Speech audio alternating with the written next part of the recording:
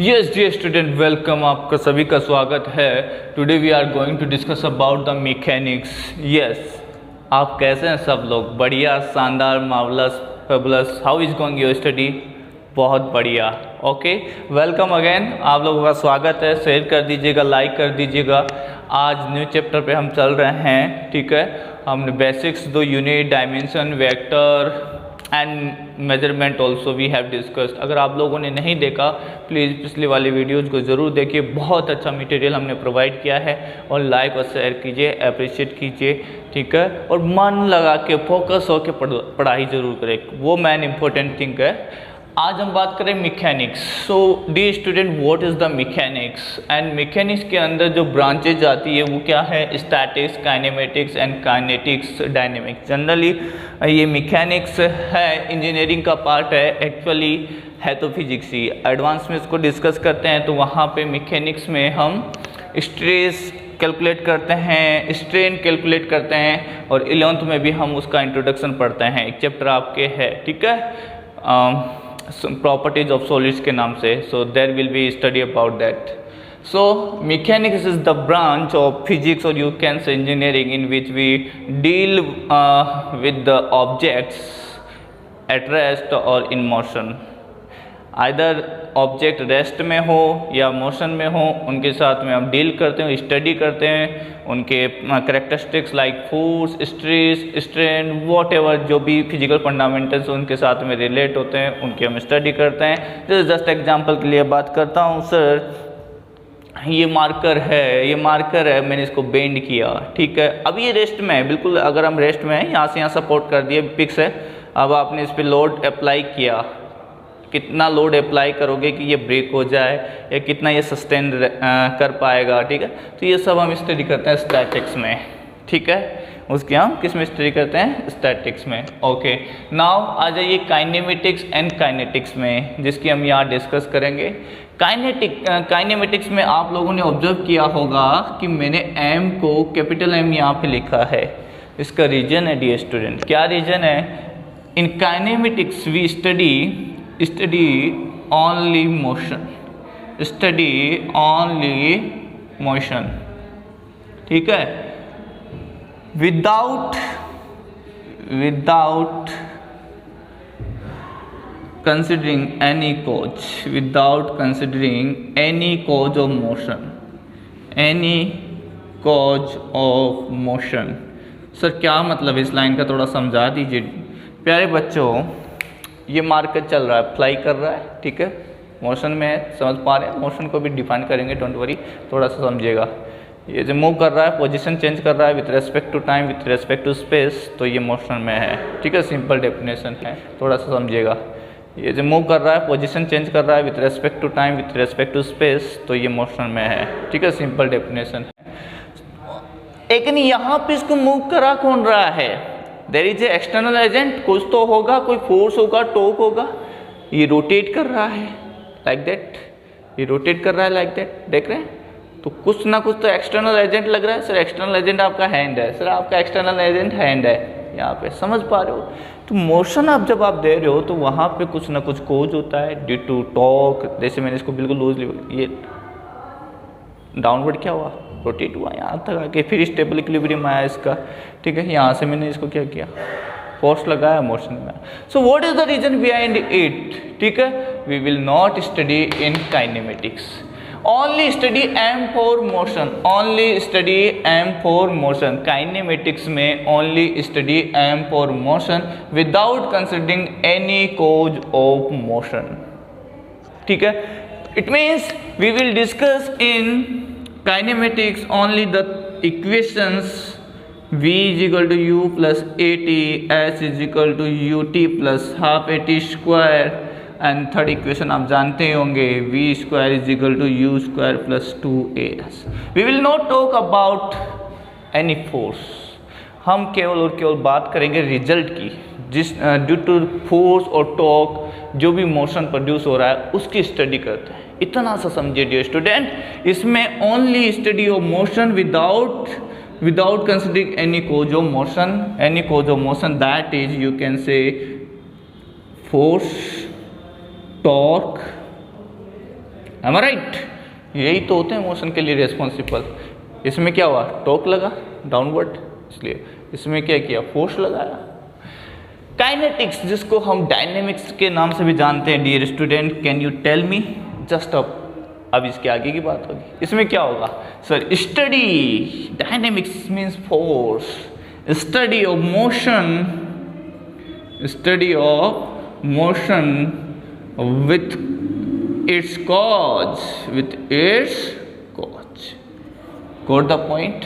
इसमें हम फोर्स की बात करेंगे, F equal to m a, इसमें टॉर्क की बात करेंगे R क्रॉस F, ठीक है, tau equal to I alpha, whatever जो भी हम फॉर्मूला यहाँ पे पढ़ेंगे डियर स्टूडेंट, F के भी बहुत सारे फॉर्मूले पढ़ेंगे आप यहाँ पे, like that G m1 m2 upon R square. So we will discuss about the force torque in this branch with motion. So simple सा मीनिंग है dear student, what is the basic difference between kinematics and kinetics, ये समझिएगा। Branch तो दोनों ही physics की है, in which we deal with the object in motion, ठीक है, but in kinematics only study of motion of objects without considering any cause of motion, that is force and torque. We will not talk about the torque and force. In kinetics dynamics we will talk motion with its cause, that is force or torque. Got the point? I hope clear हुआ होगा dear student थोड़ा थोड़ा। अब चलते हैं sir, आप motion बोल रहे हैं तो इस मोशन टर्म को भी आप थोड़ा सा रिलेट करें, ठीक है, हमें समझाएं। Yes magic, wipe the world. Yes dear student, आ जाइए। नेक्स्ट आपके सामने है position and frame of reference. ये वर्ड्स है मोशन और मोशन टर्म है, वो हम डिस्क्राइब करेंगे, थोड़ा सा वेट करें, है ना। Position and frame of reference की पहले बात कर लेते थोड़ा सा, ठीक है। What is the position and what is the frame of reference, क्योंकि मोशन की जब भी बात करेंगे तो आपको फ्रेम ऑफ रेफरेंस पता होना चाहिए डियर स्टूडेंट, ठीक है। अच्छा ये बताइए ये क्या है, एक्स वाई जेड क्या ऑब्जर्व हो रहा है, सो कोऑर्डिनेट सिस्टम, वेरी गुड। ये क्या है, कोऑर्डिनेट सिस्टम है। कोऑर्डिनेट आप जानते ही होंगे, एक्स वाई एंड टाइम भी एक कोऑर्डिनेट होता है, this is the coordinate system, okay. I am going to locate your home position, your home location, ये आपका होम है डियर स्टूडेंट, ठीक है। There is coordinate of this से x1 y1 and z1, x1 y1 and z1 space में ले रहा हूँ, ठीक है, यहाँ पे है ऐसे। अब वो यहाँ तो बना नहीं सकता उसको, तो बोर्ड पे वहाँ मैंने इसको शो किया है। आप चाहें तो एक्स वाई में भी ले सकते हैं, जेड कोऑर्डिनेट को रिमूव कर सकते हैं, जस्ट एग्जांपल।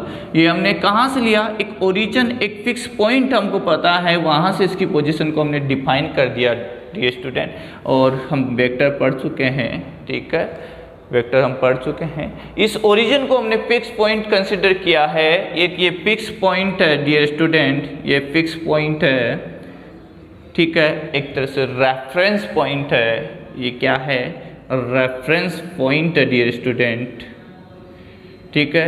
और यू कैन से पॉइंट ऑफ ऑब्जर्वेशन है, जहाँ से हम ऑब्जर्व करेंगे थिंग्स को, इवेंट्स को।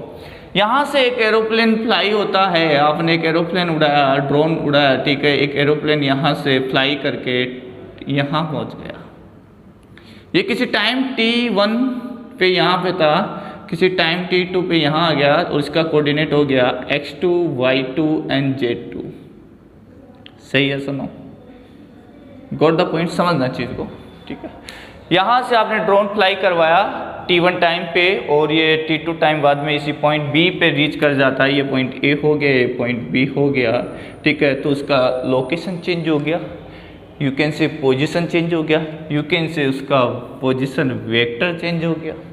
जब भी हम बात करेंगे पोजीशन की, तो बच्चों याद रखना, position is a vector quantity. Position actual में है क्या, एक डिस्प्लेसमेंट है। मैं बहुत ज़्यादा वर्ड यूज करने जा रहा हूँ भारी भारी, जो आपको आगे क्लियर होंगे, लेकिन समझना बच्चों, पोजीशन क्या है, पोजीशन क्या है, एक वेक्टर थिंग है, एक वेक्टर है जो डायरेक्शन के साथ में बताता है कि आपका घर यहाँ पे है, इस डायरेक्शन में जाओगे तब आपका घर मिलेगा।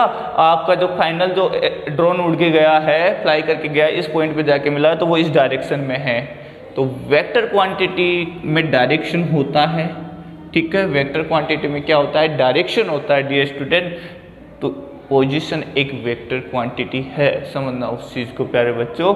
अब यहाँ से x1 y1 z1 x2 y2 z2 क्या है, ऐसा सिंपल बात है, ये तो कोऑर्डिनेट्स हैं।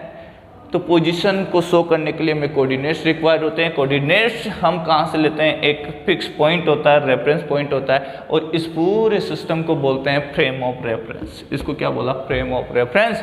ठीक है, हमने एक फ्रेम ऑफ रेफरेंस लिया। फ्रेम ऑफ रेफरेंस की सिंपल डेफिनेशन होती है, it is a coordinate system, it is a coordinate it is a set of coordinate system, you can say it is a set of a coordinate system which is used to describe any event relates to a fixed point, you can say relates to a fixed point। मैंने कहा drone यहाँ से यहाँ उड़ के गया, तो इस पॉइंट के रेस्पेक्ट में मैंने बोला पहली लोकेशन यहाँ थी, यहाँ से फिर लोकेशन चेंज यहाँ आ गया, तो एक फिक्स पॉइंट के ऑब्जर्वेशन में मैंने इसको बता दिया। एक थोड़ा सा बताना जरूरी था कि बच्चों को फ्रेम ऑफ रेफरेंस है क्या, फ्रेम ऑफ पॉइंट क्या है, फिक्स पॉइंट है, क्योंकि मैं आगे जाके यही बातें करूंगा, तो थोड़ा सा एग्जांपल देना जरूरी था। तो पोजीशन आपको क्लियर है। पोजीशन यहाँ से मैंने पहला लिखा है कि R1 इज इक्वल टू क्या आ जाएगा sir, IK plus YJK plus ZKK। Sir ये क्या है, हम पोजीशन वेक्टर लिखना सीख चुके हैं वेक्टर में, अगर नहीं पढ़ा तो प्लीज़ वेक्टर का जाके देखिए, इसलिए तो वो सारी बेसिक्स यहाँ यूज होगी। ठीक है, सिंपल क्या होता है, ये फाइनल माइनस इनिशियल पॉइंट होता है। फाइनल x1 माइनस, सिंपल है सर, फाइनल पॉइंट क्या है x1 माइनस 0, x कोफिशिएंट होता है i कैप का, ये हो गया y1 minus j cap, and next है z1 माइनस 0 k कैप। ठीक है, final minus initial, this is the position, you can से x1 i cap plus y1 j cap. तो यहाँ पे डायरेक्शन भी, वैल्यू भी, सारा डिस्क्राइब कर रहा है पोजीशन, किस डायरेक्शन में आपका घर है, आई जे कैप के साथ में कितना डिस्टेंस पे होगा। ठीक है, वो आपको यहाँ से फिक्स पॉइंट से पता लगेगा। तो ये पोजीशंस को पता होना चाहिए, ये फ्रेम ऑफ रेफरेंस हो गया। यस डियर स्टूडेंट, नाउ अब आ जाइए हम बात करते हैं मोशन एंड रेस्ट की। ठीक है, तो मोशन क्या है, ठीक है, मोशन का मतलब ये है कि जैसे आपने ड्रोन फ्लाई करवाया था, उसका पोजीशन चेंज हुआ था with respect to a fixed point, और you can say frame of reference as passage of time. जैसे जैसे टाइम T1 और T2 पे आपने देखा, वो एग्जांपल रिलेट कीजिएगा डियर स्टूडेंट। ठीक है, आप यहाँ से यहाँ पहुँच गए T1 टाइम पे, आप यहाँ पे थे A पॉइंट पे, और आपका लोकेशन मैंने बुलाया था x1 y1 z1, ये आपका पोजीशन। कुछ देर बाद में आप B पॉइंट पे पहुँच चुके हैं, टाइम हो गया है T2, location x2 y2 and z2 हो गया है। ये आपका फ्रेम ऑफ रेफरेंस है, कोई y यानी कोऑर्डिनेट सिस्टम है xy, और यू कैन से z भी कंसीडर कर सकते हैं। तो फिक्स पॉइंट के रेस्पेक्ट यानी यू कैन से ओरिजिन के रेस्पेक्ट में आपने ये सारी बात की है, फ्रेम ऑफ रेफरेंस में आपने बात की है। तो मोशन क्या है, सिंपल वर्ड में बता दीजिए सर हमें तो। ठीक है, क्या है, तो चेंज इन पोजीशन, आ गया वर्ड काम में। अब पोजीशन के लिए रिचीटेबली पोजीशन है क्या, तो हमने पोजीशन आपको अच्छे से डिस्कस कर लिया है। The change in position of an object as passage of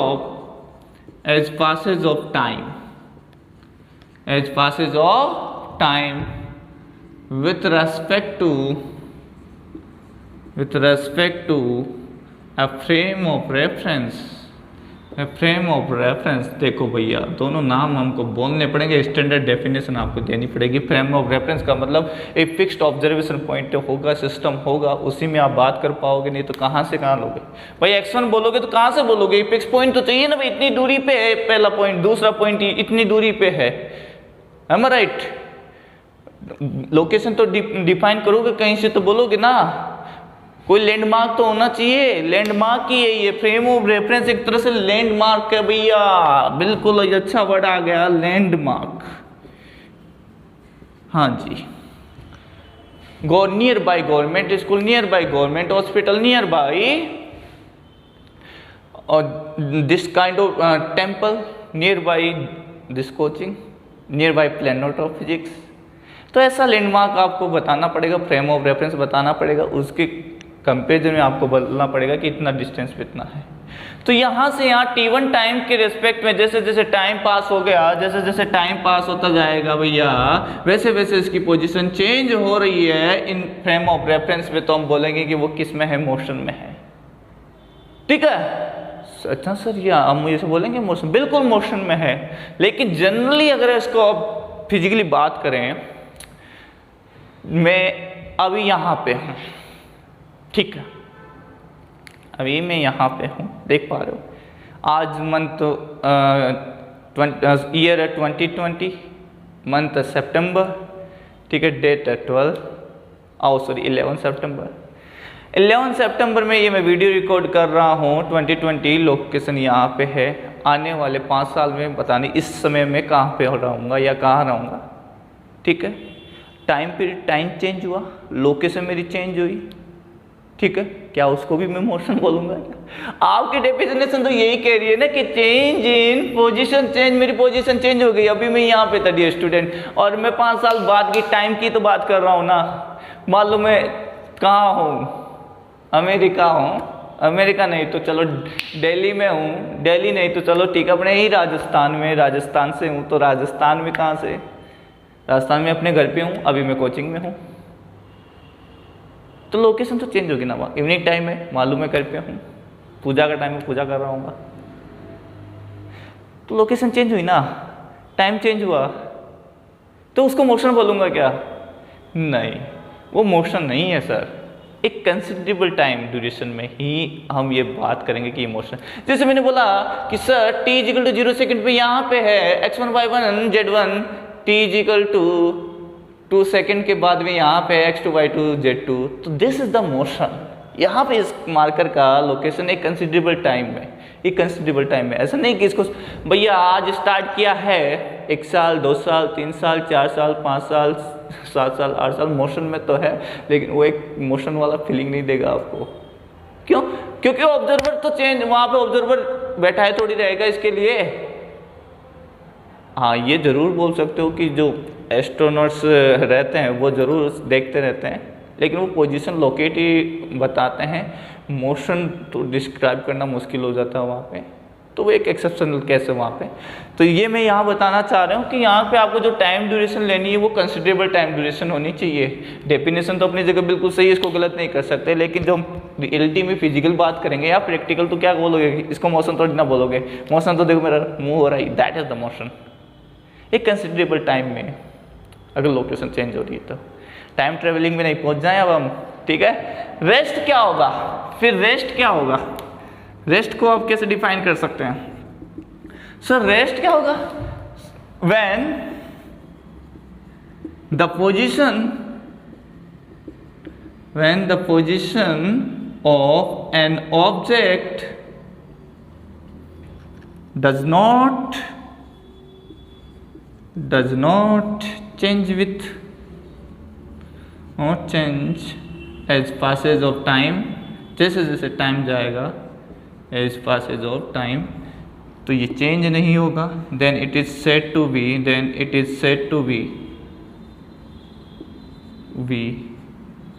in rest. ये सारी मैं बात कर रहा हूँ, किस में कर रहा हूँ? In a frame of reference. इसमें भी हम किस में बात करेंगे? With respect to a frame of reference. यहाँ लिखना जरूर है, with respect to a frame of reference, जरूरी है भैया। क्यों? अब मैं एक लाइन बोल रहा हूँ, चाहे आप मोशन बोले चाहे रेस्ट बोले, बोथ आर रिलेटिव टर्म्स। कैसे?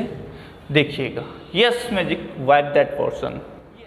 सर आपने बोला motion and rest are relative terms depends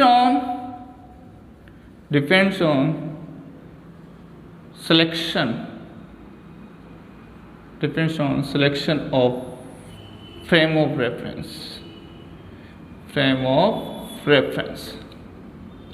किस पे डिपेंड करता है? ये डिपेंड करता है on the selection of frame of reference पे। आइए समझते हैं किस तरह से रेस्ट और मोशन रिलेटिव टर्म्स है, देखिए ध्यान दीजिएगा। ट्रेन जा रही है, ट्रेन जा रही है, ठीक है साहब। ट्रेन के किसी एक कोच में, एक डिब्बे में आप और आपका फ्रेंड बैठा हुआ है, ठीक है। आज बातें कर रहे हो, आसपास में और भी लोग हैं, ठीक है। चिप्स वगैरह खा रहे हो, चाय पी रहे हो, व्हाटएवर। आप जूस पीना चाहते हैं, जूस पी लें, आपकी इच्छा है। यस, तो ट्रेन जा रही है 100 किलोमीटर पर आवर से। ट्रेन की स्पीड है 100 किलोमीटर पर आवर, ये ठीक है, वेरी गुड। दो फ्रेंड उसके अंदर बैठे हुए हैं रेलवे कोच में। दूसरा फ्रेंड कहाँ पे है? ग्राउंड पे है, यूके से प्लेटफॉर्म पे है, प्लेटफॉर्म के साइड में खड़ा है, ठीक है। ट्रेन उसके सामने से 100 किलोमीटर पर आवर से क्रॉस कर गई, सुपर फास्ट की तरह, और वो उसको देख रहा है। उसको नजर आ गए तुम दोनों, दोस्त था तुम्हारा, कॉल लगाया, टिक टिक टिक टिक टिक टिक, हेलो, हाँ जी राम गोपाल जी, पहचान गए?